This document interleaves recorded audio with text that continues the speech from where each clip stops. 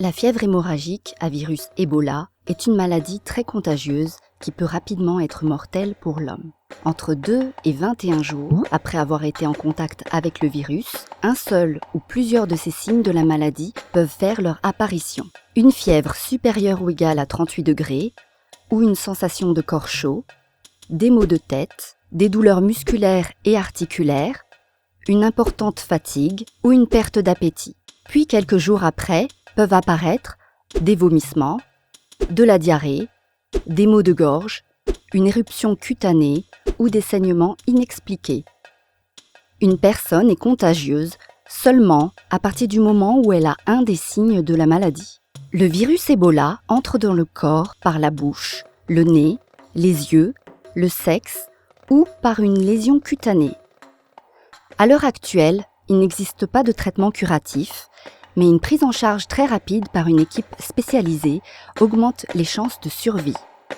Lorsqu'un malade est guéri et qu'il sort du centre, il ne risque plus de transmettre la maladie à son entourage, sauf par le sperme pendant 3 mois pour les hommes ou par les sécrétions vaginales pendant 2 semaines pour les femmes, d'où l'importance d'utiliser un préservatif. Le virus se transmet entre les hommes. Il se trouve dans les fluides corporels, le sang, la salive, l'urine, le lait maternel, le sperme, la sueur, les selles et les vomissements, mais aussi sur tous les objets qui ont été contaminés par ce type de liquide. Afin d'empêcher la propagation du virus, évitez de manière générale les contacts directs avec votre entourage. Si un de vos proches présente au moins un signe de la maladie, appelez tout de suite le numéro d'alerte. N'ayez aucun contact avec les fluides corporels du malade. En attendant l'arrivée de l'équipe médicale, choisissez une seule personne qui sera chargée de veiller sur lui. Cette personne devra se munir de gants, limiter les contacts avec le malade et devra être très vigilante à ne pas mettre ses mains en bouche, ni à se frotter les yeux ou le nez. Si jamais il y a eu un contact direct avec les fluides du malade ou son environnement, vous devez immédiatement vous laver les mains avec de l'eau et du savon, ou alors avec une solution chlorée.